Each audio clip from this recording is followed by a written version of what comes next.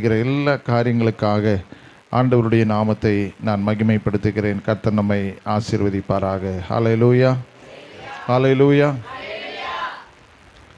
இன்றைக்கு கர்த்தர் நமக்கு கொடுத்த நல்ல நாளில் அருமையான பாஸ்டர்மா அவர்கள் ஒரு 15 வருஷம் முன்னாக நம்முடைய வேதாம கல்லூரியில் படித்து அன்றைக்கி அவங்க ஒரு சின்ன வேலை செய்து கொண்டிருந்தார்கள். ஆனாலும் அந்த படிப்பு நாட்களில் ரொம்ப உற்சாகமாக அவங்க படித்து ஒரு ஊழியக்காரர் ஆக வேண்டும் என்ற எண்ணத்தோடு கூட ஆண்டவர் இந்த செஞ்சிபானம் பக்கத்தில் கர்த்தர் கொண்டு வந்தார். இது பிலிப்சுபுரம் அல்ல, இது செஞ்சிபானமா? ஓகே. இந்த ஊரில் கர்த்தர் அவர்களை கொண்டு வந்திருக்கிறார். கர்த்தருடைய நாமத்திற்கு மகிமை உண்டாவதாக. இந்த ஊரிலிருந்து தான் எங்கள் ஊரில் பாஸ்டர் பிரான்சிஸ் ராஜ் ஐயா அவர்கள் கடந்த அநேக ஆண்டுகள் கர்த்தருக்கென்று ஊழியம் செய்து கர்த்தருடைய நாமத்தை மகிமைப்படுத்துகிற கர்த்தருடைய தாசன். அவர் கடந்த நாளிலே கர்த்தருடைய ராஜ்யத்தில் அவர் பிரவேசித்து விட்டார். குறிப்பாக நான் ஊரில் இருந்தபடினாலே அவருடைய அடக்காராதனையில் கலந்து கொள்ளவில்லை. அவருடைய மகனிடத்தில் சொன்னேன், அவருடைய ஸ்தோத்திர கூட்டத்துக்கு வருகிறேன் என்று சொன்னேன். ஆனால் அவர் ஒரு லெஜண்ட்ஸாக ஒரு அநேக வருடங்கள் கர்த்தருடைய ஊழியத்தில் நான் வந்த அந்த ஊரில் வந்தபோது அவர் ஒரு நல்ல ஊழியத்தை செய்து கொண்டிருந்தார். அப்படி ஒரு நல்ல மகிமையான ஊழியத்தை செய்து தன்னுடைய இளைப்பாறுதலுக்குள்ளே அவர் பிரவேசித்தார். ஆண்டவர் இந்த நாளில் அவருடைய துக்கத்தில் இருக்கிற குடும்பம், அவருடைய பரப்பு வளர்ப்பெல்லாம் இங்கே தான், இந்த ஊர் தான் என்று தெரியும். அவருடைய அண்ணன் தம்பி எல்லாம் நம்முடைய மத்தியில். பிரதர் பக்கத்தில் ஒரு வீடு இருக்குது. யார் வீடு அது? அப்பா பேர் என்னம்மா? ஆசியா. அண்ணன் தானே? அண்ணனா தம்பி? தம்பி. அவங்கெல்லாம் இந்த ஊரில் இருக்கிறாங்க. அவங்களெல்லாம் கர்த்தர் ஆறுதல் படுத்தி பலப்படுத்துவாராக. இப்போ நம்ம சற்று நேரம் தேவனுடைய வார்த்தைக்கு நேராக கடந்து செல்வோம். அல்லேலூயா, அல்லேலூயா. இன்றைக்கு நான் உங்களோடு கூட பேச போகிறது ஆடுகளை பற்றி தான். என்னது? ஆடு. ஐயா, கிராமத்தில் ஆடுகளை பற்றி எங்களுக்கு ரொம்ப நல்லா தெரியும் அப்படின்னு நீங்கள் சொல்லுவீங்க. அந்த ஆடுகளை பற்றி தான் உங்கள்கிட்ட நான் இன்றைக்கி பேச போகிறேன். நம்ம ஆடுகளாக நினைக்கிறோம், ஆனால் கர்த்தர் இந்த நாளில் நம்மை குறித்து என்ன நினைக்கிறார் என்பதை நீங்கள் ரொம்ப உன்னிப்பாக கவனித்தால் நாம் எப்படிப்பட்ட ஆடாக இருக்கும் என்பதை நம்ம புரிந்து கொள்ள முடியும். விசுவாசத்தில் நம்ம வாழ்ந்து கொண்டு இருக்கிறோம். கர்த்தர் ஒரு மேய்ப்பனாக இருக்கிற நம்ம அவருடைய கைக்குள்ளே அடங்கி இருக்கிற ஆடு. ஆமே. சிலது அடங்காட ஆடெல்லாம் இருக்குது, பலவிதமான ஆடுகள் இருக்குது. நான் அது சொல்கிறேன். ஆண்டருடைய நாமத்துக்கான 2 ஆடுகளை பற்றி தான் ரொம்ப உன்னிப்பாக நான் உங்ககிட்ட சொல்ல போகிறேன். வித்தியாசத்தை பற்றி சொல்ல போகிறேன். 2 சபைக்குள்ளே தான் இருக்கும், ஆனால் பண்ணுற சேஷ்டை எல்லாம் வேறையாக இருக்கும்.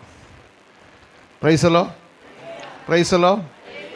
ஆண்டவர் இந்த நாளில் தேவனுடைய சமூகத்தில் ஆண்டவராகிய தேவன் ஒவ்வொரு தேவ பிள்ளைகளும் கர்த்தருடைய ஸ்தோத்திரம் ஆடுகளாக கர்த்தர் பார்க்கிறார். ஆரம்பத்திலிருந்தே நீங்கள் படித்தீங்கன்னா ஆதாமனுடைய மகனாக இருக்கிறதான ஆபேல் ஒரு ஆடு மேய்ப்பவனாக இருந்தான். அப்போ அந்த நாட்களிலிருந்தே அந்த ஆடுக்கும் மேய்ப்பனுக்கும் ரொம்ப சம்பந்தம் உண்டு. ஆண்டவர் மனிதனை உண்டாக்கின போதே அந்த கிருபை தான் ஆண்டவர் கொடுத்தார். அவர்கள் பாவம் செய்து நிர்வாணியாக இருந்தபோது ஒரு மிருகத்தினுடைய தோலை எடுத்து அவர்களுக்கு உடையாக தரித்தார்கள் என்று வேதம் சொல்லுகிறது. அப்பொழுதும் அந்த ஆடு அடிக்கப்பட்டிருக்கு. இன்றைக்கு கர்த்தருடைய சமூகத்தில் வந்திருக்கிற தேவ பிள்ளைகளே, இந்த சபை கர்த்தர் ஒரு நல்ல நிலையில் வளர்த்துவார் என்ற விசுவாசம் வேணும். நமக்குள்ள அந்த தெய்வீக பண்புகள் நமக்கு வேணும். இந்த சபையை நடத்தி கொண்டிருக்கிற பாஸ்டர் ஸ்பர்ஜன் அவர்கள் கடந்த நாட்கள் நம்முடைய வேதாம கல்லூரியில் படித்து முடித்து ஊழியம் செய்ய வேண்டும் என்று சொன்னபோது நான் ஆரம்ப நாட்களிலிருந்தே அவரை என்ன செய்கிறேன், பிள்ளையை போல சாமி எப்படி உபதேசம் கொடுக்குறேன்னு அதே போல் சர்ஜனுக்கு உபதேசம் கொடுத்துட்டே இருப்பேன். பிரைஸலோ, பிரைஸலோ. ஆண்டவர் இன்றைக்கி அவர் வர்ஷிப் பண்ணும்போது, அவர் பாட்டு பாடும்போது எனக்கு ரொம்ப சந்தோஷம். ஆண்டவர் பிள்ளைகள் எல்லாம் கர்த்தருடைய ஊழியத்துக்கு பயன்படுத்தி கொண்டு இருக்கிறார். வருகிற நாட்களில் கர்த்தர் பெரிய ஒரு எழுப்புதலை இந்த செஞ்சிபானம் பக்கத்தில் கர்த்தர் செய்வார். நீங்கள் நல்லா புரிஞ்சுக்கொள்ளுங்க. மத்தேயு எழுதின சுவிசேஷம் 25ஆம் அதிகாரம் 32, 33 வசனங்கள். 25ஆம் அதிகாரம் 32, 33 வசனங்கள் கொஞ்சம் படிக்க கேட்கிறேன்.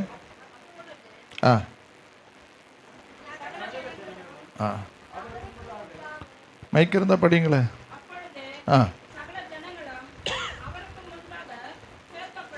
சேர்க்கப்படுவார்கள். மேய்ப்பனானவன் செம்மறியாடு வெள்ளாடுகள் வெவ்வேறாக பிரிக்கிறது போல அவர்களை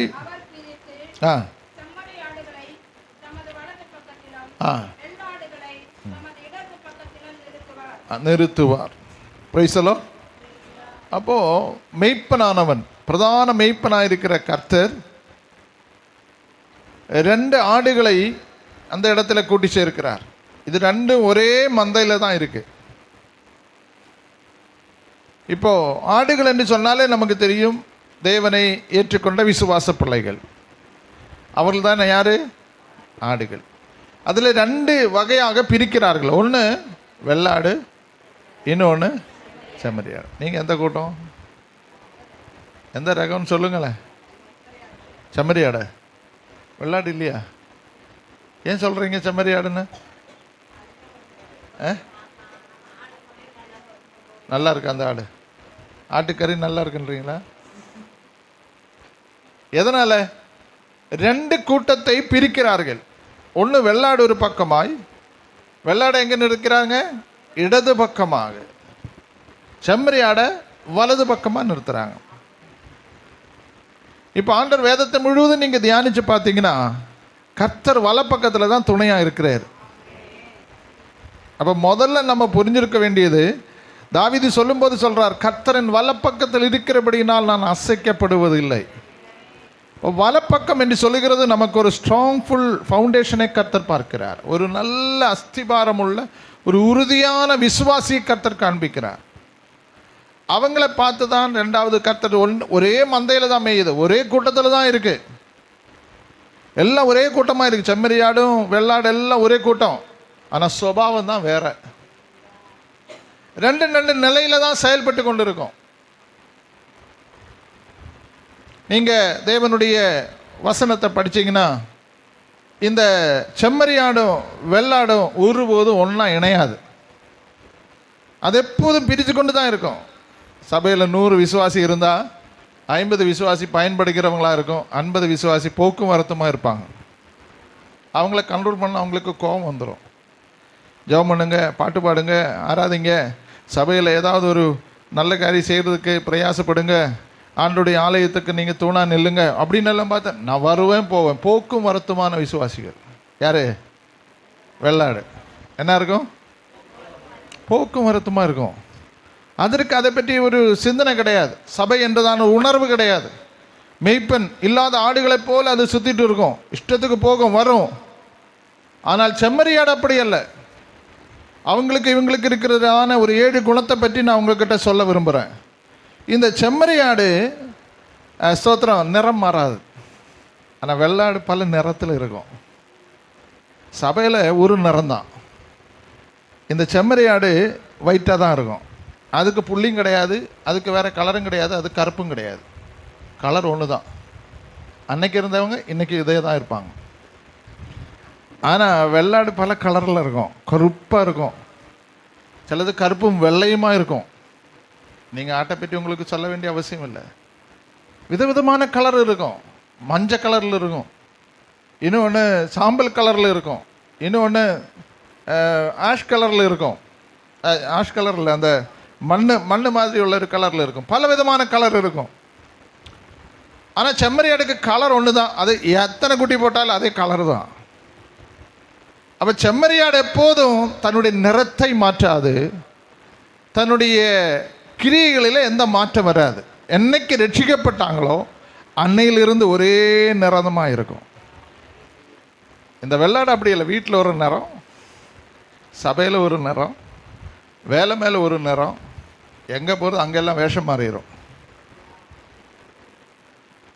யாவீது நம்ம சவுல் வேஷம் மாறி போனது போல் வேஷம் மாறிட்டு இருப்பான். அப்போ செம்மறியாடு ஒரே நேரத்தில் என்னைக்கு கர்த்தருக்குள்ளே வந்தானோ அன்றையிலிருந்து தன்னுடைய குவாலிட்டி தன்னுடைய வாழ்க்கையில் நிலைநிறுத்தி கொண்டு இருப்பான். கஷ்டம் வந்தாலும் சரி, பஞ்சம் வந்தாலும் சரி, வியாதி வந்தாலும் சரி, போராட்டங்கள் வந்தாலும் சரி, அவன் எப்போதும் தன்னை அழைத்த தேவனுக்கு முன்பாக ஒரே ஒரு சுபாவம் உள்ளவர்களாக இருப்பார்கள். ஆனால் வெள்ளாடு அப்படி அல்ல, அது கலர் மாறிட்டே இருக்கும், நேரத்துக்கு ஏற்றது போல் மாறிட்டு இருக்கும். பாஸ்டர் ஏதாவது ஒரு அறிவு சொன்னால் குறை சொல்லிட்டு இருப்பான், பிரைஸலோ பலவிதமான வார்த்தைகள் பேசிட்டு இருப்பாங்க, கீழ்ப்படிய மாட்டாங்க, பலவிதமான காரியங்கள் அவர்களுக்குள்ளே இருக்கும். காரணம், அவங்க நேரத்துக்கு ஏற்றது மாதிரி என்ன செய்வாங்க, தன்னுடைய சுபாவத்தை மாற்றிடுவாங்க. நம்ம ட்ரெஸ்ஸு மாற்றுறது மாதிரி அவங்க தன்னுடைய சுபாவத்தை மாற்றிட்டே இருப்பாங்க.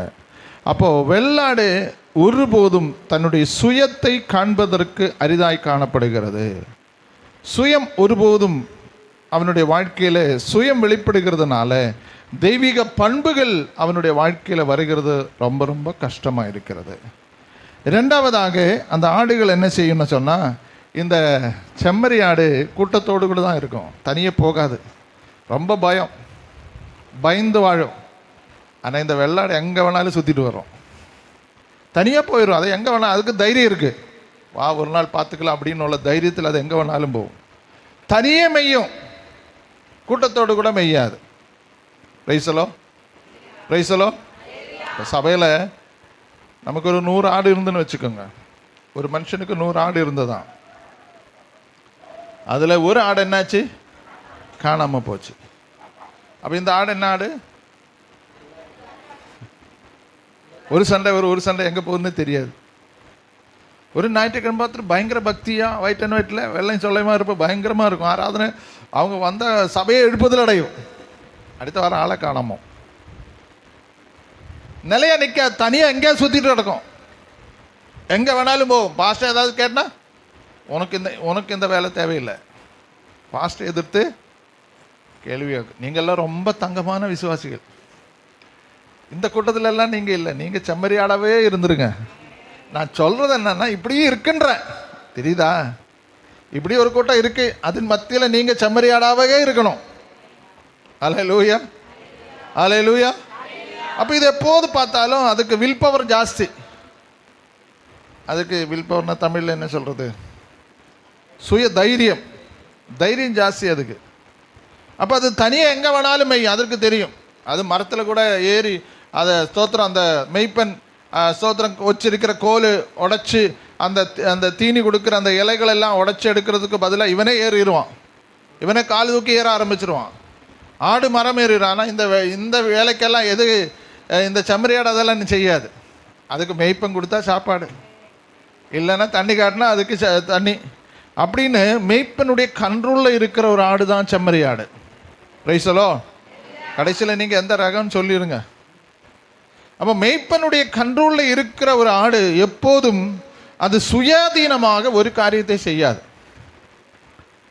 இந்த ஆடு என்ன செய்யும், வீட்டில் ஃபங்க்ஷன் வச்சுருக்கு, எல்லாம் வச்சுருக்கு, கடைசியில் பாஸ்டர் இடத்துல சொல்லுவார், பாஸ்டர் இந்த மாதிரி ஒரு ஃபங்க்ஷன் வச்சுருக்கு வாங்கன்னு. சொந்த பந்தங்கள் எல்லாம் கூப்பிட்டுட்டு எல்லா காரியம் முடித்த பிறகு யார் இடத்துல சொல்லும், மெய்ப்பன் இடத்துல சொல்லும், பாஸ்டர் இப்படி ஒரு ப்ரோக்ராம் வச்சுருக்கு, வர முடியுமா உங்களுக்கு? அது கூட நீங்கள் பிஸியாக இருப்பீங்கன்னு எனக்கு தெரியும், பேச்செல்லாம் பயங்கரமாக இருக்கும், ரொம்ப பேசும், பாஸ்டர் கவுத்து விட்டுருவாங்க. நீங்கள்லாம் இல்லை, நீங்கள்லாம் நல்ல விசுவாசிகள் அப்படி இருக்குன்ற. அப்போ அந்த வெள்ளாடு எப்போதும் தன்னுடைய சுயத்தை வெளிப்படுத்தி கொண்டு இருக்கும், தன்னால் ஆகும். அந்த வில் பவர் நிறைய இருக்குது, தன்னுடைய வாழ்க்கையில் எது வேணாலும் நான் செய்வேன் அப்படின்னு ஒரு எண்ணம் அந்த வெள்ளாடுக்கு இருக்கிறதுனால அது சுற்றிட்டே இருக்கும், ஒரு இடத்துல நிற்காது. இன்றைக்கி இந்த சர்ச்சில் இருக்கும், இன்றைக்கி இன்னொரு நாள் வேற ஒரு சர்ச்சில் போகும், இப்படி மாறிட்டே போகும். பிரைஸலோ பிரைஸலோ. இப்போ அடக்காரன் 10 பாஸ்டர்கள் சண்டை கூட வச்சுருவாங்க.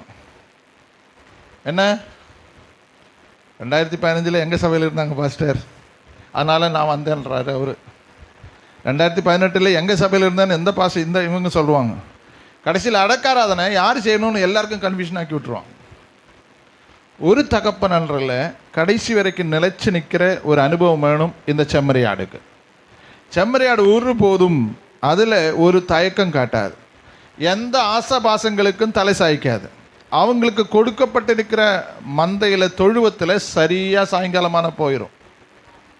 அது தன்னுடைய வேலை, தன்னுடைய தீனியெல்லாம் முடித்து தான் தண்ணி காட்டி பிறகு அது தன்னுடைய ரெஸ்ட் எடுக்கிறதுக்கு தன்னுடைய தொழுவத்துன்னு ஒன்று இருக்குது. அந்த தொழுவத்துக்கு அது ஆட்டோமேட்டிக்காக போயிடும். ஆனால் வெள்ளாடு அப்படி அல்ல, எங்கே வேணாலும் படுத்துக்கும்.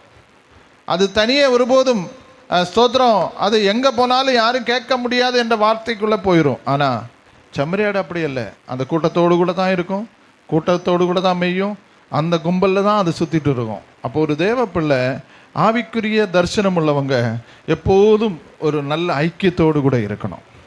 சபையில் ஒரு நல்ல ஐக்கியம் இருக்குது இல்லையா? என்ன ஐக்கியம் இருக்குது? பெண்கள் ஐக்கியம்னு ஒன்று இருக்குது, இருக்கா? பெண்கள் கூட்டம் இருக்கா?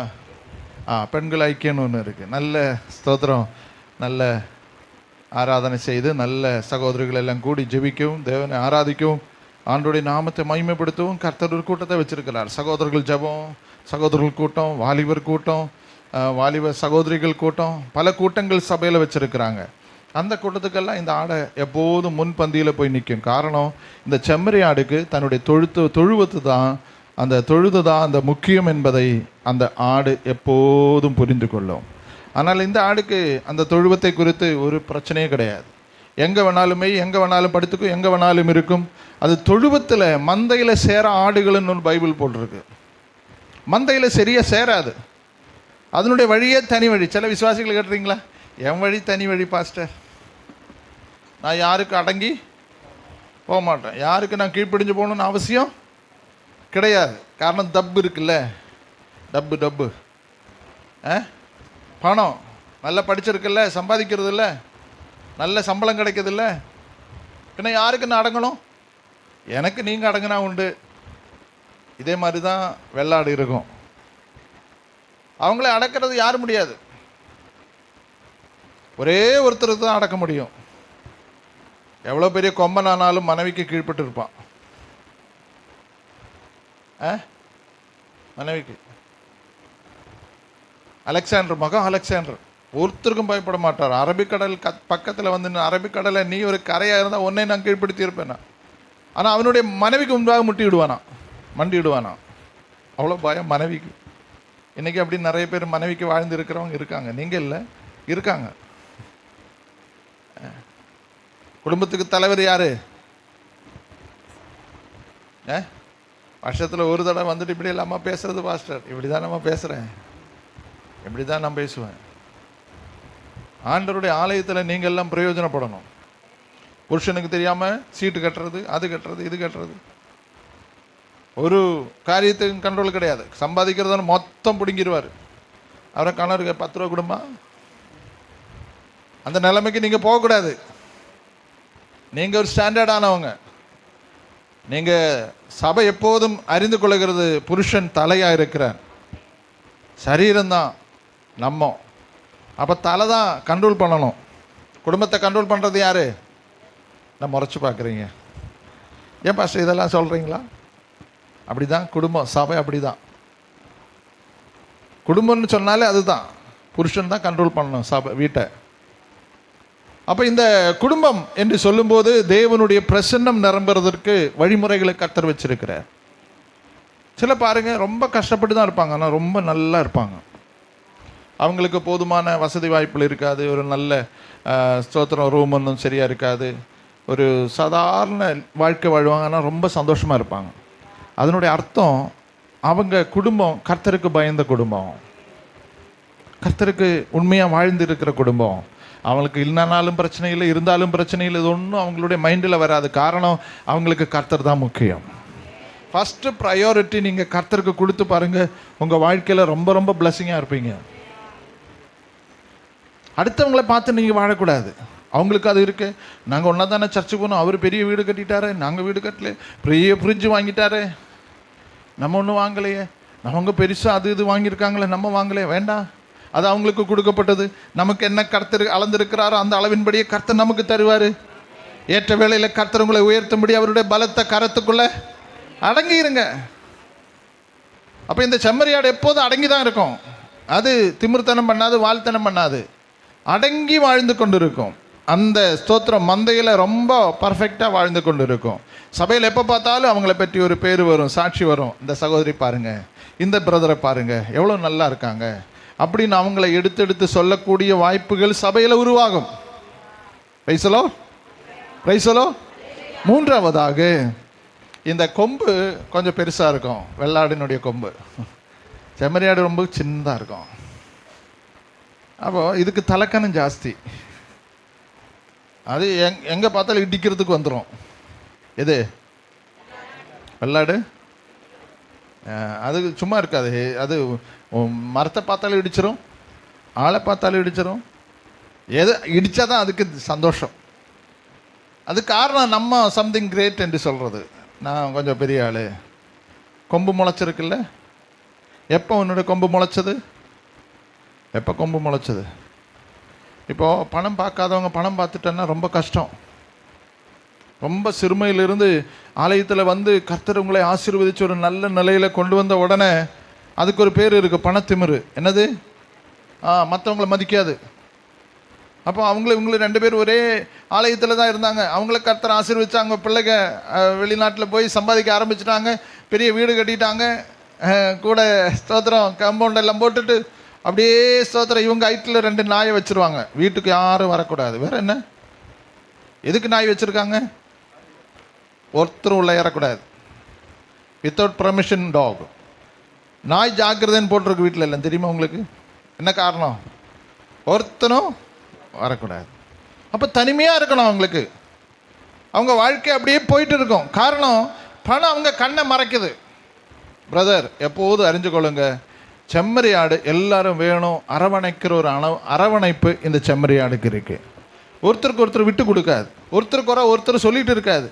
ஒருத்தர் காரியத்தை ஒருத்தர் ஒருபோது ஸ்தோத்திரம் ஒரு கஷ்டம் வந்துச்சுன்னா போய் எல்லாரும் தாங்குவாங்க. ஒரு ஐக்கியம், குடும்பம் என்று சொல்லுகிற ஒரு குடும்பத்துக்குள்ளே தான் நீங்கள் இருக்கிறீங்க. ஒரு கம்ஃபர்டபுள் சோனில் இருக்கிறீங்க. ஒரு பாதுகாப்பான இடத்துல கர்த்தர் உங்களை வச்சிருக்கிறார். நம்புறீங்களா? ஆண்டவர் உங்களுக்கு பாதுகாப்பு கொடுத்துருக்கிறார்.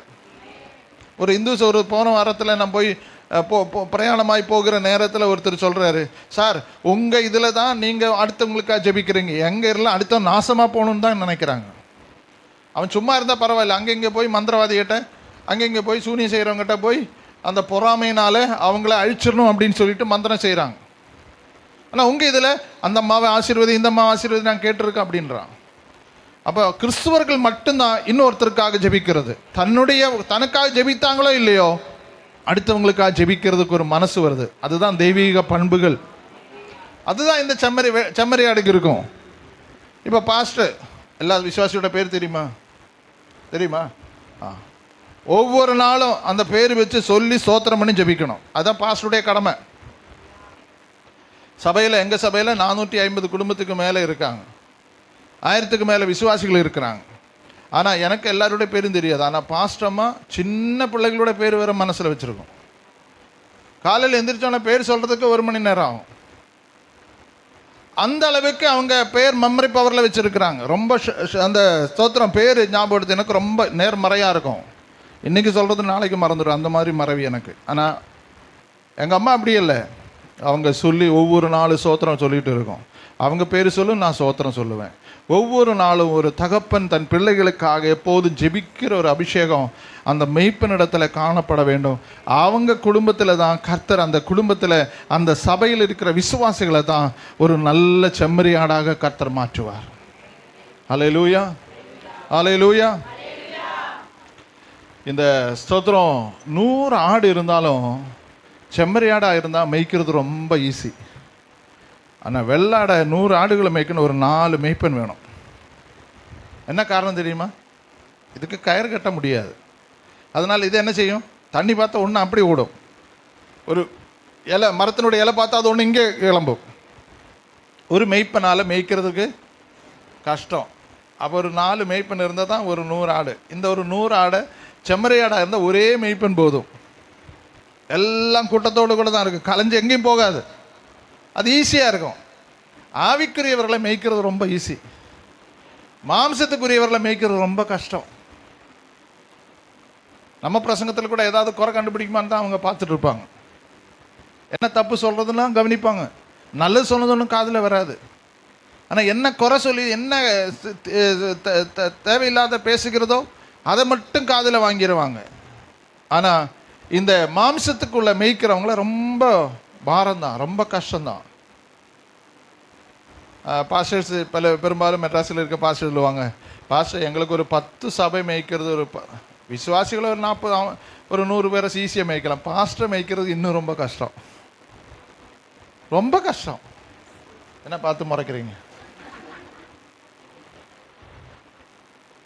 எப்படியா தப்பி தவறி விசுவாசிகள் என்ன செய்யலாம்? மேய்ச்சிடலாம். எப்படியா நம்ம ஓட்டம் கழிச்சு நம்ம பரிதாபப்பட்டு பிரதர் காலு கையெல்லாம் பிடிச்சிடலாம். இந்த பாஸ்டருங்க கிட்ட ஒன்றும் நடக்காது. அவங்க எல்லாம் தெரிஞ்ச மாதிரி நடக்கும், ஒன்றும் தெரியாது. ஆனால் நடப்பு எல்லாம் தெரிஞ்ச மாதிரி நடக்கும். தலைமை போவதரா அவர் என்ன வெறியவரா? எனக்கு என்ன வயசாகுது, அவருக்கு என்ன வயசாகுது? 70 வயசு 60 வயசான பாஸ்டர்ஸ் எங்கள் ஸ்தோத்திரம் பிராஞ்சில் இருக்கிறாங்க. ஒருத்தரும் அப்படிப்பட்டதான சுபாவம் உள்ளவங்க இல்லை. 60 பேரை ஈஸியாக மேய்க்கிறேன். அப்போ பாஸ்டர் சொல்லு, எப்படி பாஸ்டர்? நாங்கள் 10 வச்சுட்டு தலை வெளியே எடுத்துட்டு தலையில் முடி கூட கிடையாது, அதெல்லாம் கொட்டி போச்சு. ஆனால் நீங்கள் எப்படி இது மேய்க்கிறீங்க? நான் சொன்னேன், நான் மேய்க்கல ஐயா, கர்த்தர் மேய்க்கிறாரு. நான் மேய்ச்சாதான் எனக்கு பிரச்சனை, அவங்கள மேய்க்கிறது கர்த்தர். அப்போ கர்த்தர் ஒரு மனிதனை மேய்ப்பார், ஆனால் அவனுடைய பாதையில் போயிட்டே இருக்கும். இப்போ மெய்ப்பனை மேய்க்கிறது ரொம்ப கஷ்டமாக மற்றவர்கள் சொன்னாலும் என்னுடைய வாழ்க்கையில் கண்ட ஒரு ரகசியம் என்னன்னு சொன்னால், 100 மெய்ப்பனை கிடைச்சாலும் அவங்களெல்லாம் ஒரு தொழுவத்தில் உட்கார வைக்க, அவங்களுக்கு தேவையானது செய்கிறதுக்கு, அதுக்காரியதான தண்ணியும் அதுக்கேற்றதான சாப்பாடும் கொடுத்து அவங்களை கனப்படுத்தி அவங்கள அனுப்புறதற்கு கர்த்தர் அந்த கிருபை நமக்கு தந்திருக்கிறார். அது எல்லாராலும் முடியாது, மற்றவங்களுக்கு அது கஷ்டமாக இருக்கும். ஆனால் கர்த்தருடைய பிள்ளைகளை இந்த நாளில் நாங்கள் ஒரு 100 பேர் சபையில் வரும்போது அந்த 100 பேருடைய சுபாவம் எப்படின்னு கர்த்தர் பார்க்குறார். எல்லா விசுவாசிகளும் ஒரு மாதிரியாக இருக்கும், ஒரே மாதிரியாக இருக்குமா? ஒரு மாதிரி இருக்குமா? எப்படி? ஒரு மாதிரி. இப்போது நான் பிரசங்கம் பண்ணிகிட்டு இருக்கிறேன். இப்போ எங்கள் சபையில் இருந்தால் உங்கள் மூஞ்சியெல்லாம் பார்க்கும்போது எனக்கு தெரியும், இந்த அம்மா ஏதோ நமக்கு பிரசங்கமே ஓடாது. காரணம், இந்த அம்மாவுக்கு என்னாச்சு? சோகமாக உட்காந்துருக்குறாங்களே, ரொம்ப அழுதுட்டு இருக்காங்க. சில விசுவாசிகள் ஜெபம் பண்ண இந்த மெசேஜ் நேரத்தில் கண்ணீர் வடிச்சிட்டு இருக்கும். அப்போ நமக்கு பிரசங்கம் எங்கே ஓடும்? அது என்ன கண்ணீர் வடிக்கிறதுக்கு காரணம்? முடிச்சோடனே வாங்க சிஸ்டர் என்னாச்சு உங்களுக்கு குடும்பத்தில் அப்படின்னு கேட்டுட்டு நம்ம விசாரிப்போம். அப்போது நம்முடைய பாரங்கள் எல்லாம் என்ன, நம்முடைய உணர்வுகள் என்ன? இந்த மெய்ப்பன் என்ன 99 ஆடை விட்டுட்டு அந்த ஒரு ஆடை தேடி போச்சான். 100ல் ஒரு ஆடு போனால் மீதி எவ்வளோ இருக்குது? 100ல் 1 போனா, மறுபடியும் சொல்கிறேன், 100ல் 1 போனா 100ல் 1 போனால் எவ்வளோன்னு கேட்டேன். ஆமாம், இந்த ஆடு ஒரு மூலையில் தான் இருக்கும், ஒரு சைஸாக இருக்கும். ஆனால் அது வேணும், வந்தால் தான் 100 ஆகும், இல்லைன்னா வேல்யூ இல்லைன்னு அர்த்தம். அப்போது காணிக்க தசமாக கொடுக்குறவங்கள தூக்கி தலையில் வைக்கக்கூடாது. பாசுங்க 10,000 15,000 கொடுக்குறவங்க எல்லாம் சபையில் விசுவாசிகள் இருக்கிறாங்க. எங்கள் சபையில் இருக்கிறாங்க, விசுவாசிகள் இருக்காங்க. தசமாகும் நீங்கள் வாங்க போகிற, நீங்கள் தான் சபையில் முக்கியம் அப்படியெல்லாம் ஒன்றுமே கிடையாது. நீ கொடுக்குறியா, நீ கர்த்தருக்கு தான் கொடுத்தேன். விசுவாசிகள் இருக்கிறாங்களே எங்கள் விசுவாசி, இங்கே மூத்த விசுவாசிகள் சின்ன குடிசையில் இருந்துக்கும் போது இருக்கிறாங்க அவங்க எல்லாம். அப்போ அப்படி தான் பைபிள் சொல்லுது. பைபிளின் படி நடக்கும்போது ஈஸியாக போயிடும். நம்ம மாம்சத்தில் நினச்சா வித்தியாசமாக நினைப்போம். ஒருத்தரை தூக்கி வைக்கிறது, பணம் கொடுத்தவங்களை தூக்கி வைக்கிறது, ஸ்தோத்திரம் காணிக்க கொடுக்க வழி இல்லாதவங்களை ஓரம் கட்டுறது, இப்படி ஒன்றும் சபை பார்க்கக்கூடாது. ஜாதி சபையில் கொண்டு வரக்கூடாது. நீ அந்த ஜாதி இந்த ஜாதி ஒன்றுமே கிடையாது. கர்த்தருடைய பிள்ளைகள் தான், ஒரே ரத்தத்தில் மீட்கப்பட்டவர்கள். ஒருபோதும் காஸ்ட் வைஸில் பார்க்கவே கூடாது. ஒரு தேவ பிள்ளை அது நல்லா புரிஞ்சுக்கணும். வேறு வித்தியாசம் சபையில் வரக்கூடாது. ஏற்றத்தாழ் பணக்கார ஏழைன்னு சபையில் இருக்கக்கூடாது. எல்லோரும் ஒரே கண்ணோட்டத்தோடு கூட பார்க்கணும். அதான் சபை. அந்த சபை தான் இந்த சபையை கர்த்தர் வச்சிருக்கிறார். பணம் இருந்தாலும் சரி, பாமர மக்களாக இருந்தாலும் சரி, அவங்களை கவனித்து சபை அவங்களுக்கு செய்ய வேண்டிய கடமைகள் எல்லாம் செய்து அந்த சபையை கட்டி எழுப்புகிறதற்கு தூண்களாகத்தான் கர்த்தர் வச்சிருக்கிறார். பிரைஸலோ பிரைஸலோ. பணக்காரை கொண்டு சபை கட்டலை பிரதர், பணக்காரன் தேவை தான், பணம் நமக்கு தேவை. இப்போ எங்கள் சர்ச்சை இன்னும் கட்ட வேண்டி இருக்கிறது, அது கட்டிட்டு இருக்கிறது நமக்கு விசுவாசிகள் காசு கொடுக்கணும். அவங்க எல்லாம் இருந்தால் தான் சபை கட்ட முடியும். ஆனால் பணத்தையே நம்பி இருக்கக்கூடாது. இவங்க கொடுப்பாங்க, அவங்க கொடுப்பாங்க, அவங்க செய்வாங்க, இவங்க செய்வாங்க. நோ, கர்த்தரை நம்பி இருக்கணும். இப்போது என்ன வந்தாலும் இந்த வெள்ளாடு என்ன செய்யுமா? ஸ்தோத்திரம், அது ஸ்தோத்திரம் தனிமையில் போய் மேய்ந்து கொண்டு இருக்கும், கூட்டத்தோடு கூட சேரவே சேராது. ரெண்டாவது, அது கைக்குள்ளே அடங்கி இருக்கும் செம்மறியாடு. ஆனால் இது என்ன அதிகம்? சங்கீதத்தின் புஸ்தகத்தில் போட்டிருக்கு பாருங்க, அந்த ஸ்தோத்திரம் எசேக்கியேல் புஸ்தகம் 34:14 போட்டிருக்கு.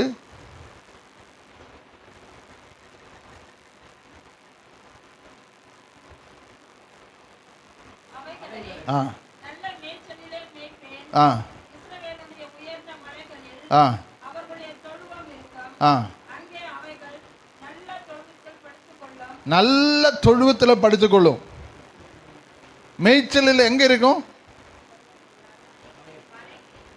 உயர்ந்த ஸ்தானத்தில் உங்களை மேய்ச்சி கொண்டு போவார். ஆமே. அப்போ நீங்கள் மேய்கிற இடம் எங்கே? உயர்ந்த ஸ்தானத்தில். ஆமே. இப்போ சபையில் படிப்பறிவில்லாதவங்க கூட வந்தால் கூட பிரதர் சிஸ்டர் அப்படின்னு எல்லாம் நம்ம சொல்கிறோம்ல. எதனால் சொல்கிறோம்? நம்முடைய பேச்சு மாறுது, நம்முடைய சிந்தனை மாறுது, எண்ணங்கள் மாறுது. வெள்ளாடுக்கு அந்த எண்ணம் வராது. அது என்ன செய்யும்? தன்னுடைய சுபாவத்தை மாற்றவே மாற்றாது. ஆனால் செம்மறியாடு என்ன செய்யும்? அது எப்போ ரட்சிக்கப்பட்டதோ அன்றையிலிருந்து அந்த குவாலிட்டி அதை வெளிப்படுத்தி கொண்டே வரும். இன்றைக்கு கர்த்தருடைய சமூகத்தில், அந்த தேவ சமூகத்தில் தேவனுடைய மகிமை வெளிப்படணும். பிரைஸலோ, பிரைஸலோ. இன்னும் இதுக்கு காரணம் என்னன்னு கேட்டிங்கன்னா, இந்த செம்மறியாடை விட வெள்ளாடு நிறைய குட்டி போட்டுரும். ரெண்டாவது, இந்த வெள்ளாடு அதிகமாக பால் கொடுக்குமா. செம்மறியாடை விட வெள்ளாடுக்கு தான் நிறைய பால். அப்போ இவங்களுக்கு காசு என்ன இருக்கும்? இந்த வெள்ளாடுக்கு என்ன செய்யும்? பணத்தை வச்சு எது சாதிச்சிரும். காரணம், குட்டி நிறைய போட்டுரும். அப்போ ஒரு ஆளை தொட்டால் போதும், 10 பேர் சபை விட்டு போயிடுவான். எப்படி? மாமா, மச்சான், அண்ணன், தம்பி எல்லாம் இருப்பாங்க. இப்போ பாஸ் ஏதாவது ஒன்று இவங்கள்ட்ட ரொம்ப, நீங்கள் இல்லை பயப்படாதீங்க, ரஃப்பாக பேசின வச்சு நீ பண்ணுறது தப்பு அப்படின்னு ரொம்ப கராராக பேசுனா, வாட போகலாம், இந்த சபை விட்டு போகலான்னு சொல்லி நீங்கள் மட்டும் போக மாட்டாங்க, ஒரு கும்பலே கூட்டிகிட்டு போயிடும். காரணம் எல்லாம் யார்? ஏதாவது ஒரு கனெக்ஷன் இருக்கும். சொந்த இல்லையா? வெள்ளாடா இங்கே இருக்கிறது என்ன ஆடு? அப்படியா? கன்ஃபார்மா? அப்போ என்ன செய்யுமா? அந்த கூட்டத்தை கலைச்சி விட்டுரும். அப்போ தேவனுடைய சமூகத்தில் வந்திருக்கிற தேவ பிள்ளைகளை இந்த நாளில் ஆண்டவராகிய தேவன், அதுக்கு காரணம் என்னன்னு சொன்னால், பைபிள் சொல்லுது வெள்ளாடு நிறைய பால் கொடுக்கும், அதே மாதிரி குட்டி நிறைய போட்டுரும். இதெல்லாம் பார்க்கும்போது என்ன ஆகும்? என்ன ஆகும்? இப்போது நம்ம பிரதர்ஸ் இருந்தாங்கல்ல, அவங்க கூட ஆராதித்தவங்க ஒருத்தர் என்ன பண்ணிட்டாரு, அவங்க கூட சபையில் இருந்தவங்க தான். ஒருத்தர் பாஸ்டருக்கு தாடிக்காரன்னு மட்டும் சபை இருந்தால் போதுமா, எங்களுக்கு வேண்டவா அப்படின்னு சொல்லிட்டு பக்கத்தில் ஒரு சபை ஆரம்பிச்சிட்டாரு.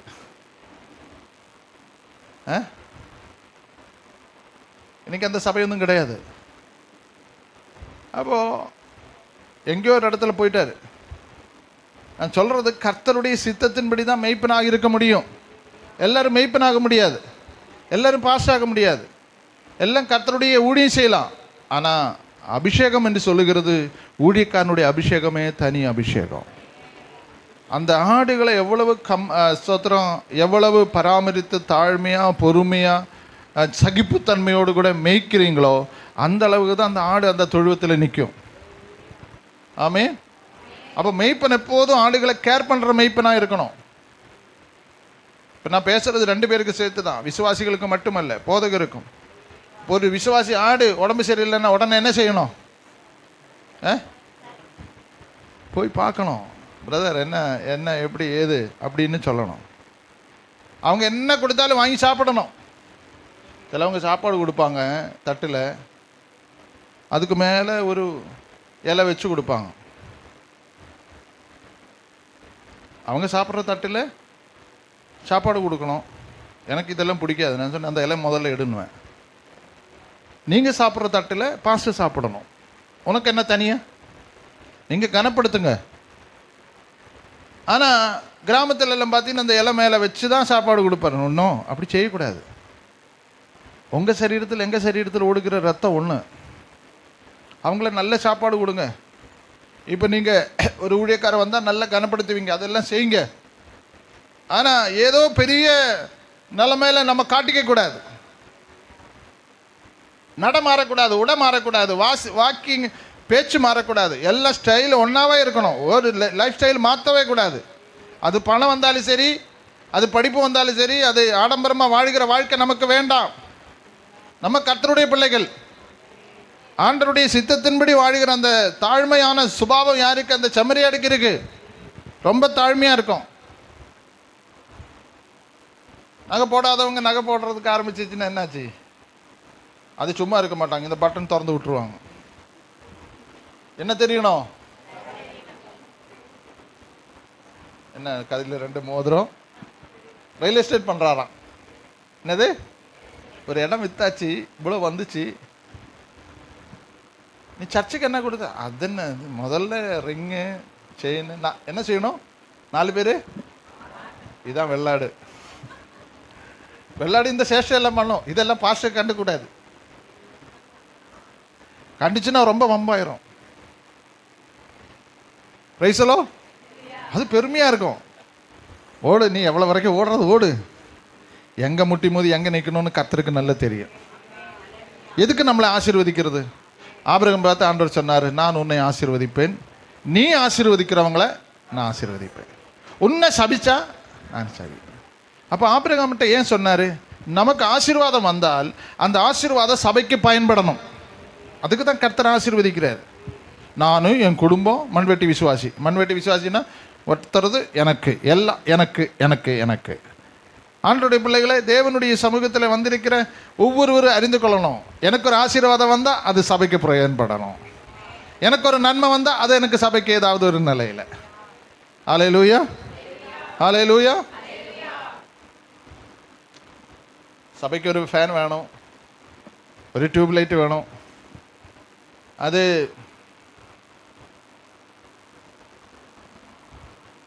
எப்படி வேணும் அப்படின்னு பாஸ்டர் ஒரு வார்த்தை அறிக்கை விடுறாரு.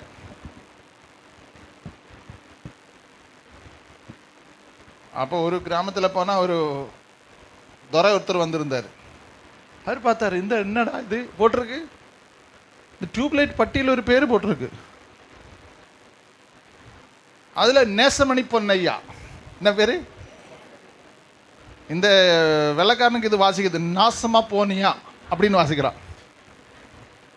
நேசமணி பொன்னையான்னு பேர் அதில் போட்டிருக்கு. இவர் என்ன வாசிக்கிறாரு?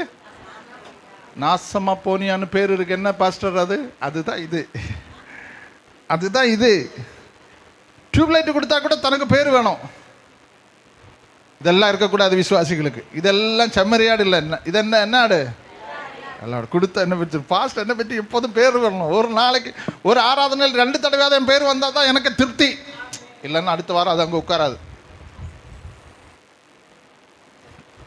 என்னடா இவர் இதெல்லாம் பேசுகிறாரு? இதெல்லாம் நடக்குது. நான் வெளியிலெல்லாம் பெரிய எந்த மீட்டிங்கெல்லாம் பெருசாக நான் போக மாட்டேன். என் சபையை மேய்க்கிற வேலை தான் எனக்கு. அதனால் 100 பேர் இருந்தால் 100 பேரும் பரலோகம் போகணும். அதான் என்னுடைய வாஞ்சை. நான் போய் இத்தனை பேரை நடத்திட்டு இவங்க காணிக்க கொடுக்குறத வாங்கிட்டு சாப்பிட்டுட்டு அங்கே போனால் ஒருத்தரும் காணோன்னா நான் என்னத்துக்கு ஊழியம் செய்கிறேன்? என்னுடைய ஊழியத்தில் 100% ஃபோல்டு மினிஸ்ட்ரீஸில் ஆண்டவர் அதை ஆசீர்வாதமாக கொடுக்கணும், விசுவாசிகள் ஆசீர்வாதமாக இருக்கணும், அவங்க கர்த்தருடைய ராஜ்யத்துக்கு போகணும். நம்ம பூமியை காட்டக்கூடாது. பவுலப்போஸ்தலன் கர்த்தரை அறிகிற அறிவின் மேன்மைக்காக எல்லாவற்றையும் குப்பையாக எண்ணுகிறார். என்ன செய்கிறா? 300 கோடி சொத்து, 2 கப்பல் இருந்தது இவருக்கு. யாருக்கு? பவுலுக்கு. அவ்வளோ பெரிய சொத்துக்காரன். ஆனால் இயேசுவை அறிகிற மேன்மைக்காக எல்லாவற்றையும், அந்த குப்பை தான் இன்னைக்கு பாஸ்டர் ஆசீர்வாதம்ன்றாரு. பாஸ்டர்ஸ் என்ன சொல்றாங்க? அதை கர்த்தர் உன்னை ஆசீர்வதிக்கிற இந்த குப்பை இதுதான் பெருசு. நீ சர்ச்சுக்கு வந்தா போற நாளைக்கு கார் வீட்டில் நிற்கும். கேட்கறது நல்லா இருக்குல்ல? நீ இன்னைக்கு சர்ச்சுக்கோ அடுத்த வாரம் கார் வீட்டில் நிற்கணும். நீங்கள் வருவீங்களா? நீ 10 தடவை வருவீங்க. என்ன காரணம்? அடுத்த வாரம் காரு. இந்த மாதிரி முழுகிற விசுவாசி பாஸ்டர்ஸ் அல்ல உங்களுக்கு தேவை. உங்களை பரலோகம் சேர்க்கிற விசுவாசிகளாய் மாறணும். பரலோகம் போகணும். வேற என்ன இருக்கு நமக்கு? இயேசுடைய ஒரே பிரசங்கம் என்ன? நீ முதலாவது தேவனுடைய ராஜ்யத்தையும் நீதியும் தேடு, அதோடு கூட இவைகளெல்லாம் உங்களுக்கு கூட கொடுப்போம். இதெல்லாம் பிரதர் ஆஃப்டர்வேர்ட் பின்னாடி வரணும். அதுக்கு முன்னாடி நம்ம போய் நிற்கக்கூடாது. ஒரு ஆசாபாசங்களும் பொருளாதாரம் ஒன்றும் நமக்கு பின்னாடி போய் நம்ம முன்னாடி போய் நின்று அதை தேடி பிடிக்கிறவங்களா பார்க்கக்கூடாது. எல்லாம் வந்துடும். ஊழியம் தொடங்கும் போது நான் வெறும் 7 நாட்கள் ஒரு சாப்பாடு இல்லாமல் பஞ்சம்பட்டினில் இருந்தேன். நான் போகாத கிராமங்கள் 50 கிலோமீட்டர் சுற்றளவில் நான் போகாத கிராமங்கள் இல்லை. அத்தனையும் போனது சைக்கிளில் தான். இந்த ஊருக்கெல்லாம் நான் எவ்வளோ தடவை வந்திருக்கேன்னு தெரியுமா? எத்தனை கைப்பிரதிகள் நான் கொடுத்துருக்கிறேன். ஒரு வசதி வாய்ப்புகள் இல்லை, மண் ரோடு தான் இருந்தது. அன்றைக்கு ஒரத்தூரில் போவேன், லூக்கா பாஸ்டர் சந்திச்சது அன்னைக்கு தான்.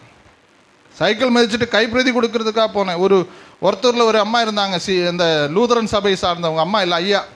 அவர் சொன்னால் எங்கள் பொண்ணு சாப்பிட்றது இல்லை, செய்கிறது இல்லை, ரொம்ப அடம் பிடிக்குது, பிசாசு பயங்கரமாக தொந்தரவு பண்ணுது, வாங்க பாஸ்டர். நானும் சைக்கிள் எடுத்துகிட்டு போகிறேன். போகிற வழியில் தான் பாஸ்டர் லூக்காஸை பார்த்தேன். ஆடு மேய்ச்சிட்டு இருந்தார். இன்றைக்கி அந்த சபையில் பாஸ்டர் ஒருத்தர் சபை கர்த்தர் அற்புதமாக பெரிய ஒரு சபையை கர்த்தர் வச்சிருக்கிறார்.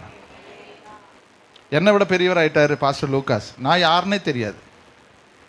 தோமஸ் யாக்கன்னு யாராவது தேடி பிடிச்சா தான் தெரியும். ஆனால் லூக்காஸ் எல்லா இடத்துலையும் தெரியும். என்னை விட கர்த்தர் அவரை உயர்த்திட்டார். அதில் எனக்கு ரொம்ப சந்தோஷம். நமக்கு உயர்வும் பேரும் புகழும் அல்ல முக்கியம். ஒழுங்காக கர்த்தருடைய சமூகத்தில் போகிறீங்களா? ஜெபிக்கும்போது சமாதானத்தோடு ஜெபிக்கிறீங்களா? கர்த்தரை துதிக்கும்போது சந்தோஷமாக நீங்கள் கர்த்தரை துதிக்கிறீங்களா? எத்தனை பிரச்சனை, எத்தனை போராட்டம், எத்தனை பாடு, எத்தனை நிந்தை, எத்தனை அவமானம், எவ்வளோ பிரச்சனை, எவ்வளோ காரியங்கள். கல் எடுத்து பின்னாடி அடிப்பானுங்க. மலையாளத்துக்காரன் இங்கே வந்துட்டு என்னடா வேலை பண்ணுறேன்னு கேட்பாங்க. ஒன்றும் நான் கண்டுக்க மாட்டேன். ஆனால் அவங்க எல்லாம் சபையில் கர்த்தர் கொண்டு வந்துட்டார். அப்போ தேவனுடைய சமூகத்தில் வந்திருக்கிற தேவ பிள்ளைகளை, தேவனாகிய கர்த்தர் உங்களை நினச்சிருக்கிற நினைவுகள் செம்மறியாடா வாழணும் அப்படின்னு ஒரு எண்ணம் மட்டும்தான் அவருக்கு இருக்கிற தவிர இந்த வெள்ளாடாய் மாறுகிறதுக்கு ஒருபோதும் நமக்கு இடம் கொடுக்கக்கூடாது. இந்த செம்மறியாடுக்கு சகிப்புத்தன்மை ஜாஸ்தி. அடிக்கப்படுகிற ஆட்டை போல கொண்டு போவான், மயிர் கத்திரிக்கிற ஆட்டை போல மாறுமா. இதெல்லாம் செம்மறியாடு தான். அந்த செம்மறியாடுக்கு தான் அந்த ரோமம் ஊட்டியிலெல்லாம் போனால் இந்த செம்மறியாடு தான் நிறைய இருக்கும். எங்கள் ஊரில் பார்த்தீங்கன்னா பெரிய ஸ்தோத்திரம் அதனுடைய இருக்கும். 1000 2000 ஆடுகள் அப்படியே இருக்கும். அந்த செம்மறியாடு தான். அவ்வளவு ரோமம் நிறையா இருக்கும், அடர்த்தியாக இருக்கும். அது வருஷத்தில் ஒரு தடவை அவங்க மிஷின் வச்சு அந்த ரோமங்கள் எல்லாம் கட் பண்ணி எடுப்பாங்க. அதுதான் கம்பளியாக மாற்றுறது நம்ம ஊரில். அது கொண்டு போய் வாஷ் பண்ணி அது இந்த சானிடைஸ் பண்ணி அதை ஒரு நல்ல பக்குவமாக கொண்டு கம்பளி அது இதாக பிரயோஜனம் உள்ளதாக மாற்றும். அப்போ அந்த ஆடினுடைய தொழுவம் என்று சொல்லும்போது அது ரொம்ப க்ளீனாக வச்சுக்கணும். இந்த க்ளீனான இடத்துல தான் இந்த செம்மறியாடு இருக்கும். எப்போது சுத்தம் பண்ணிகிட்டே இருக்கணும். ஞாயிற்றுக்கிழமை சர்ச்சுக்கு எது வர்றோம்? 6 நாள் வண்டி வெளியில் ஓடுது, ஒரு நாள் மட்டும்தான் ஒர்க் ஷாப்பில் வருது. சபைன்னு சொன்னாலும் உங்களுக்கு ஒர்க் ஷாப்னு நினச்சிக்கோங்க. என்னது ஒர்க் ஷாப்? ஒர்க் ஷாப்பில் வந்து என்ன செய்யும்? அது அந்த இடத்துங்களை தொங்கி நின்னா தான் அதனுடைய அழுக்கெல்லாம் போகும். மிஷின் வச்சு தூக்கிடும், அந்த சேரெல்லாம் போயிடும். ஒரு வாரம் எங்கெங்கே ஓடிட்டு வந்தது அந்த வண்டி. அப்போ ஞாயிற்றுக்கிழமை ஒர்க் ஷாப்பில் வந்தால் தான் சுத்தமாக போகணும். ஒரு வாரம் போகணும். ஒரு வாரம் சபைக்கு வரலன்னா 52 வாரத்தில் சர்ச்சை அட்டன் பண்ணுற விசுவாசிகளாக நீங்கள் இருக்கணும். ஒரு கர்மந்திரம், ஒரு சீமந்தம், அப்புறம் எல்லாம் இந்த வருமே, மஞ்சள் நீராட்டு விழா, அப்புறம் கல்யாணம், பிறந்த நாள், வீடு பிரதிஷ்டை, இதெல்லாம் ஞாயிற்றுக்கிழமைனே வைப்பான். யார்? வெள்ளாடு. ஆனால் செம்மறியாடு அதெல்லாம் சலை சாய்க்காது. அந்த செம்மறியாடு போகிறத பார்த்து வெள்ளாடு போகிறத பார்த்து என்ன விசுவாசி ஒருபோதும் இந்த ஸ்தோத்திரம் நாள் பார்க்காது. இப்போ கல்யாணம் எல்லாம் நடக்கிறது பாஸ்டர் டேட்டு கொடுப்பாராம். யார்? ஒரு காலம் பாஸ்டர் டேட்டு கொடுத்து அந்த டேட்டு பாஸ்டர் ஜெபிச்சுட்டு ஒரு டேட்டு சொல்லுங்கள், எங்கள் பொண்ணு கல்யாணம். நீங்கள் சொல்கிற டேட்டில் நாங்கள் வைப்போம். அது ஒரு காலம். இப்போ நாங்கள் டேட்டு சொல்கிறோம், நீங்கள் சொல்லுங்கள் டைம், இது முடியுமா? 4 டேட்டு கொடுப்போம். நம்ம பரிதாபம் மாதிரி 4 டேட்டு கொடுத்தோன்னே இவங்க இன்னொரு ஐடியா சொல்லுவாங்க, 4 நாள் தான் இந்த மண்டபம் ஃப்ரீயாக இருக்குது. ஆனால் அந்த வேற ரகசியம் வேற. போய் ஜோசியம் பார்த்துருப்பான். ஜோசியம் பார்த்துட்டு வந்துட்டு மண்டபத்து மேலே போட்டுருவான், மண்டபம் இந்த நாட்டில் தான் ஃப்ரீயாக இருக்குது. ஆனால் இவன் என்ன பார்த்துட்டு வந்தான்? நான் பொட்டெல்லாம் வைக்க மாட்டேங்க சார், இங்கே தான் வைப்பானா. குழந்தை பிறந்து பொட்டு வைக்க மாட்டாங்க, இங்கே வைப்பாங்களாம். என்ன பொட்டு அது? சர்ச்சில் இன்றைக்கி சொன்னேன், கண்ணு வச்சிருமா. ஐயோ, என்ன கண்ணுன்னு எனக்கே தெரியல. இந்த மாதிரி சேஷ்டையெல்லாம் பண்ணுறது அதெல்லாம் வெள்ளாடு தான். வெள்ளாடு பண்ணுற சேஷ்டை தான் இதெல்லாம். அப்போ அவங்க வச்சாங்களே. எனக்கு இது இடறி போகிறதுக்கு காரணம் என்ன? இந்த வெள்ளாடு நாள் இருக்குது, அது சேஷ்டை பண்ணிகிட்டே இருக்கும், ஏதாவது ஒன்று பண்ணும். அப்போ இந்த செம்மறியாடு பார்க்கடா, அவங்க மட்டும் எல்லாம் செய்கிறாங்க, நம்ம ஒன்றும் செய்யலை. சிலது இடறி போயிடும். யாரால? வெள்ளாட்டுனால இடறி போயிடும். அவங்க ஒன்றும் செய்யலை, நம்ம ஒன்றும் செய்யலை அப்படின்னு சொல்லிட்டு இருக்கோம். அப்போ தேவனுடைய சபையில் வந்திருக்கிற விசுவாசிகளை எது நல்லது எல்லாம் நமக்கு தகுதியாயிராது. எல்லாம் எனக்கு அனுபவிக்க தகுதி உண்டு, ஆனால் எல்லாம் எனக்கு நல்லது அல்ல. ஆமே, எல்லாம் எனக்கு நல்லது அல்ல. நம்ம ஜோசியம் பார்த்து அது பண்ணி இது பண்ணி எல்லாம் நம்ம பண்ணுறோம். ஆனால் கர்த்தர் எவ்வளோ வேதனைப்படுவார் தெரியுமா? என் பிள்ளைகள் என்னுடைய சத்தத்துக்கு, ஆடுகள் என் சத்தத்துக்கு கீழ்ப்படியணும், அந்த ஆடுகளுக்காக என் ஜீவனை நான் கொடுத்தேன். அதுதான் கர்த்தருடைய ஏக்கம். எதுக்காக? உங்களை எல்லாம் பரலோகம் கொண்டு போகிறதுக்கு தான் கர்த்தர் சிலுவையில் போனார். அவர் எல்லாரையும் ரட்சிப்புள்ள நடத்தி அந்த ஏரியாவில் உள்ளவங்களை ரட்சிப்பு பண்ணி அவர் பரலோகத்தில் போயிருக்கலாமே? இல்லை, உலகத்திற்காகத்தான் அவர் தன்னுடைய இரத்தத்தை சிந்தினார். அப்போ வெள்ளாடு, செம்மறியாடு ஒருபோதும் அந்த அனுபவத்துக்குள்ளே வராது. இன்னொன்று, இந்த சகிப்புத்தன்மை ஜாஸ்தி. இந்த வெள்ளாடுக்கு என்ன இல்லை? பாஸ்டர் ஏதாவது ஒன்று சொன்னால் போதும், உடனே என்ன செய்யும்? அந்த சபைக்கு நான் வரமாட்டேன். சட்டி பானை மாதிரி முடி வளர்த்திட்டு இருப்பான், பானை வைக்கிற மாதிரி தலைமுடி. பிரதர் அப்படி பண்ணாதீங்க, அவர் சர்ச்சுக்கு அவங்க ரொம்ப ஸ்ட்ரிக்ட், நான் வரமாட்டேன்.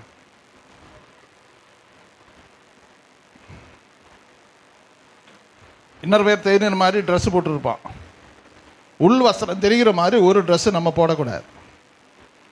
நம்ம தேவனுடைய பிள்ளைகள், நம்முடைய சரீரம் பரிசுத்தமாக இருக்கணும், நம்முடைய வாழ்க்கை பரிசுத்தமாக தூய்மையாக இருக்கணும், நம்முடைய வாழ்க்கையில் எண்ணங்கள் செயல்பாடுகள் எல்லாம் தூய்மையாக இருக்கணும்.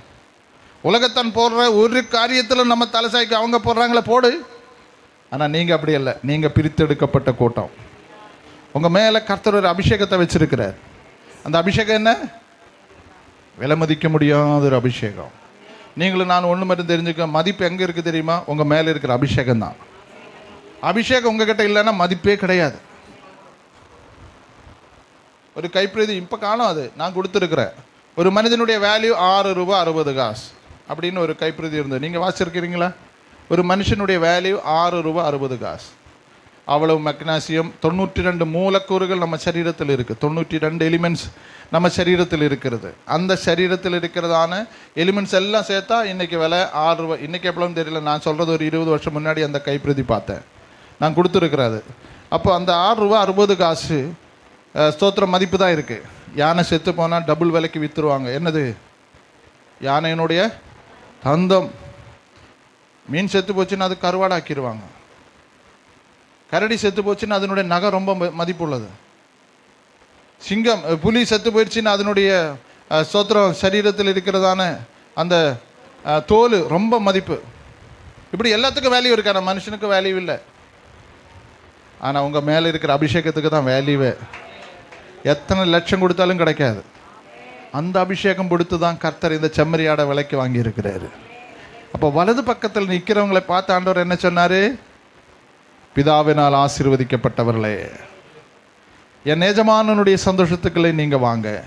இப்போ இதனுடைய மகிமை உங்களுக்கு தெரியாது. இது ஒருவேளை உங்களுக்கு கசக்கிற மாதிரி தெரியும். எப்போ உங்கள் மகிமை தெரியும் தெரியுமா? அநேகமாயிரம் பரிசுத்தவான்களோடு கூட விண்ணவர்கள் எக்காலம் ஊதி பாட்டு பாடி தேவனுடைய சமூகத்தில் தூதர்கள் எல்லாம் வரிசையாக நின்று நம்மை பார்த்த உடனே எங்கிருந்து வந்தவர்கள் என்ற ஒரு கேள்வி அங்கே வருகிறது. இவர்கள் எல்லாம் எங்கிருந்து வந்தவர்கள்? காரணம், பழைய ஏற்பாட்டு பரிசுத்தவர்கள் யாரும் நீங்கள் பார்த்ததில்லை, அவங்களும் உங்களை பார்த்ததில்லை. இந்த நிலையங்கி வெண்ணையங்கி தரித்தவர்கள் இவர்கள் யார் என்று கேள்வி வருது. இவங்க எங்கிருந்து வந்தாங்க? உடனே ஒரு தூதன் சொல்றான், இவங்க எல்லாம் மகா உபதிரவம், கஷ்டப்பாடுகளின் வேதனைகளும் அடிபட்டு வந்த விசுவாச மக்கள். அப்ப விசுவாசிகளாக இருக்கிறவங்க என்ன உண்டு? நமக்கு உலகத்தில் உபதிரவம் உண்டு, ஆனாலும் திடன் கொள்ளுங்கள், நான் உலகத்தை ஜெயித்திருக்கிறேன். அப்ப அந்த பரலோகத்தில் நீங்க போகும்போது யாருன்னு தெரியாது. நீங்க தான் மணவாட்டி, நீங்க தான் வெண்வஸ்திரம் அணிந்து கொண்டிருக்கிறீங்க. ஏன் நமக்கு வெண்வஸ்திரம் இப்ப போடுறோம்? ஏன் நம்ம வெண்வஸ்திரம் போடுறோம்? வெள்ளை வஸ்திரம் போட்டாங்க, தாலி அறுத்த கூட்டம்னு சொல்றாங்களே, என்ன சொல்றாங்க? என்ன சொல்றாங்க? வெண்வஸ்திரம். இப்ப நம்ம பரலோகத்தில் போனால் இந்த வஸ்திரம் தான் பிரதர் சிஸ்டர், இந்த வெண்வஸ்திரம் தான் பரலோகத்தில் இருக்கு. அங்கே கலரும், அங்கே ஆடம்பரம், அங்கே ஒன்றுமே கிடையாது. ஹல்லேலூயா. அந்த வெண்வஸ்திரம் அங்கி தரித்தவர்கள் 1000 பரிசுத்தவான்களோடு நிற்கும் போது நீங்களும் அந்த இடத்துல நிற்கிற ஒரு நாள் வரும். அதுதான் உங்களுக்கு மகிமையின் நாள் என்று சொல்லும், அதுதான் உங்களுக்கு கனமுள்ள நாள் என்று சொல்லும், அதுதான் உங்களுக்கு ஆசீர்வாதத்தின் நாள் என்று சொல்லும். இன்றைக்கு அரசனை நம்பி புருஷனை கைவிட்ட கதை. அவன் ஏதோ ஒன்று சொன்னான்னு சொல்லி அவங்களுக்கு பின்னாடி போகிறது, அப்படி போகிறது, இப்படி போகிறது, அந்த உபதேசம், இந்த உபதேசம். யூடியூப்பில் திறந்து பாருங்கள், எத்தனை விதமான உபதேசங்கள் பரவு தெரியுமா? உங்களுக்கு கொடுக்கப்பட்டிருக்கிற வேதத்தை நல்லா படிங்க, நல்ல வேதத்தை புரிஞ்சு கொள்ளுங்க, வேதத்தினுடைய ரகசியத்தை நீங்கள் கற்றுக்கொள்ளுங்க, கர்த்தருக்குள்ள நல்ல பக்தியாக வாழுங்க. யாருக்கு ஒரு கெடுதல்னு தேவ பிள்ளைகள் செய்யக்கூடாது. அவங்க செஞ்சாலும் பரவாயில்ல, நீங்கள் எப்போதும் மற்றவங்களுக்கு கெடுதல் செய்கிற ஒரு தேவ பிள்ளையாக இருக்கக்கூடாது, சண்டைக்காராக இருக்கக்கூடாது, சமாதானம் உள்ளவர்களாக இருக்கணும். ஆண்டவருடைய சமூகத்தில் வந்திருக்கிற இந்த செம்மறியாடு எப்போதும் அதுதான் நினச்சிக்கொள்ளும். சமாதானம் மட்டும்தான் அதுக்கு முன்பாக அது செயல்படும். கடைசியாக இந்த செம்மறியாடுக்கு பலன் குறைவு, இந்த செம்மறியாடுக்கு, இந்த வெள்ளாடுக்கு பலன் அதிகம், அதற்கு உலக பலன் அதிகம். ஆனால் செம்மறியாடு தன்னுடைய மெய்ப்பனை நம்பி தான் இருக்கும். ஒரு சிங்கம் வந்தால் எதிர்த்தாக்குதல் பண்ண முடியாது, ஒரு கரடி வந்தால் அதை எதிர்முனையில் நிற்க முடியாது, அது அதுக்கு இரையாய் போயிடும். பலன் அற்று போன நம்ம கர்த்தருடைய வசனம் சொல்லுகிறது, இஸ்ரவேல் கோத்திரத்தில் ஒருவரும் பலவீனராக இருந்ததில்லை. ஆண்டவருக்குள்ளே வந்த நீங்கள் பலசாலிகளாக மாறணும். ஆவிக்குரிய நிலையில் பலன், சரீர பிரகாரமான பலன் அல்ல இது சொல்கிறது. ஆவிக்குரிய நிலையில் சபையில் என்ன உண்டாகணும்? ஒரு பலன் உண்டாகணும். அந்த பலன் தான் இன்றைக்கு உங்களுக்கு தேவையாக இருக்கிறது. ஹல்லேலூயா. கடைசியாக சொல்கிறேன், இந்த ஆடுக்கு ஆயுசு நாட்கள் குறைவு தான். செம்மறி ஆடுக்கு ஆயுசு நாட்கள் குறைவு, வெள்ளாடுக்கு ஆயுசு நாட்கள் கூடுதல். அப்போ நம்முடைய ஆயுசு நாட்கள் எண்ணப்பட்டு இருக்கிறது. இன்னைக்கு நான் மரிச்சு போனாலும் ரொம்ப சந்தோஷமாக போகணுன்னு எத்தனை பேர் இருக்கிறீங்க? போகிறதே மேலுன்றீங்களா? வாழ்ந்தது போது இந்த கட்டி கொண்ட கணவனோடு கூட வாழ்ந்தது என்னால் தாங்க முடியலன்னு மனைவிமாரில் இருக்கிறீங்களா? இல்லை. ஆயுசு நாட்கள் நமக்கு குறைவு தான். வெகு சீக்கிரம் நம்ம போயிடுவோம்.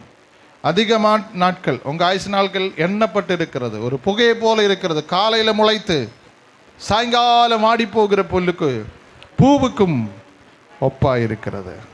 அப்போ இந்த செம்மறி ஆடுக்கு ஆயுசு நாட்கள் ரொம்ப ரொம்ப குறைவு. ஆனால் வெள்ளாடு அப்படியே வாழ்ந்துட்டு இருக்கும். அதுக்கு என்னத்துக்கு வாடுறது, எதுக்கு இருக்கிறோம் அந்த எண்ணமே இல்லை.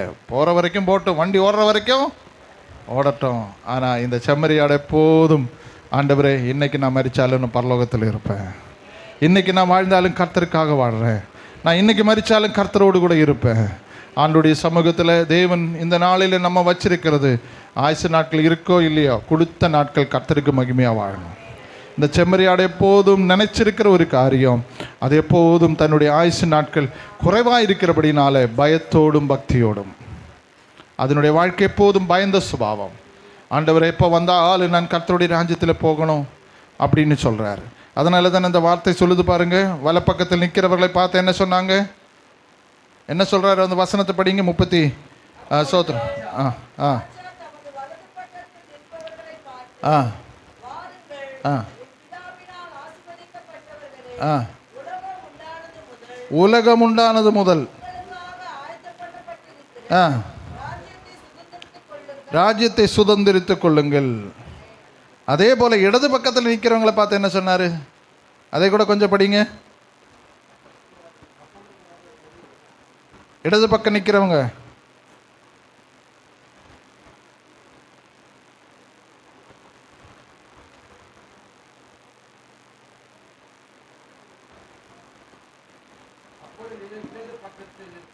வசனம் சொல்லுங்க. 40. அப்பொழுது இடது பக்கத்தில் நிற்கிறவர்களை பார்த்து, பிரதர் இவ்வளவு நாள் பேசுனது சிஸ்டர், வல பக்கத்தில் இருக்கிறவங்களை பார்த்து என்ன சொல்லிட்டாரு? இடது பக்கம் நிற்கிறவங்களை பார்த்து ஆண்டவர் என்ன சொன்னார்? ஐயோ, இந்த வார்த்தை எதுக்கு? ஆண்டவர் சொல்றாரு, சபிக்கப்பட்டவர்களே, அப்புறம் என்னை விட்டு ஆ ஆ ஆ அக்கினிக்கு போங்க. அப்போ ரெண்டாக பிரிச்சுட்டார் ஆண்டவர். இப்போ பிரிக்காது, இப்போ எல்லாம் ஒன்றா தான் இருக்கும். இப்போ ஒன்றா தான் இருக்கும். கொடுக்கல் வாங்கல், சொந்த பந்தம் எல்லாம் கலந்து தான் இருக்கும். ஆனால் ஒரு நாள் பிரிச்சிருவார். வல பக்கத்தில் யார் வருவான்? வல பக்கத்தில் யார் வருவான்? செம்மறியாடு வருவான். இடது பக்கத்தில் யார் வருவான்? வெள்ளாடு வருவான். வெள்ளாடு வருகிறதை பார்த்து சபிக்கப்பட்டவர்களே, உங்களுக்காகவும் சாத்தானுக்காகவும் வச்சிருக்கிற இடத்துக்கு போயிருங்க. ஆனால் வெள்ளாடை செம்மறியாடை பார்த்து பிதாவினால் ஆசீர்வதிக்கப்பட்டவர்களே, உங்களை பார்த்து கர்த்தர் என்ன சொல்கிறாரு? ஆசீர்வதிக்கப்பட்டவர்கள். அதனால தான் யாரையும் சபிக்கக்கூடாது. நீங்கள் உங்கள் வாயிலிருந்து யாரையும் என்ன செய்யக்கூடாது? சாபம் போடக்கூடாது. ஒருபோதும் நம்ம வாயிலிருந்து சாப வார்த்தைகள் வரக்கூடாது. நம்ம வாயிலிருந்து எப்போதும் ஆசீர்வாதத்தின் வாய்க்காலாக நம்முடைய சேனல், நம்முடைய வாய்கள், நாவுகள் அதற்கு பயன்படுத்தணும். அப்படி நீங்கள் பயன்படுத்தினா இந்த சபை வர்ற நாட்களில் ஒரு குவாலிட்டி உள்ள சபை. குவான்டிட்டி உள்ள சபை அல்ல, குவாலிட்டி உள்ள. எண்ணிக்கையில் பெருகிறது நல்லது தான். ஆனால் அதை விட எதில் பெருகணும்? சுபாவங்களிலே பெருகணும். நல்ல குவாலிட்டி உள்ள விசுவாசிகள் 10 பேராக இருந்தாலும் அவங்களை கொண்டு கர்த்தர் மகிமையான காரியங்களை செய்வார். இந்த இரவு நேரத்தில் நான் என்னுடைய வார்த்தை முடிக்கிறேன். நீங்கள் யாவரும் ஒரு செம்மறியாடாக இருந்து கர்த்தருடைய சமூகத்தில் ஆசீர்வதிக்கப்பட்டவர்களே, உங்களுக்காகவும் ஆண்டவருடைய ராஜ்யத்தில் ஆயத்தப்படுத்தப்பட்ட அந்த மகா சந்தோஷத்துக்குள்ளே பிரவேசித்துக் கொள்ளுங்கள் என்று சொல்லுகிற வார்த்தை, நம்முடைய வார்த்தை ஒரு நாள் கேட்கப்படும். அந்த நாள் மிகவும் நெருங்கி இருக்கிறது. அந்த நாள் மிகவும் ஆசன்னமாக சீக்கிரமாக இருக்கிறபடியினால் விசுவாசத்தோடும் பக்தியோடும் பரிசுத்தத்தோடும் கூட இன்றைக்கு நாம் ஆயத்தப்படுத்தப்பட்டிருக்கிறதான இந்த திருவிருந்தில் நீங்கள் கலந்து கொண்டு ஆண்டவரை மறுபடியுமாக ஸ்தோத்திர சிலுவையில் அறைகிறவளாய் அல்ல, அந்த சிலுவையின் பாடுகள் என்னுடைய வாழ்க்கையில் வந்தது,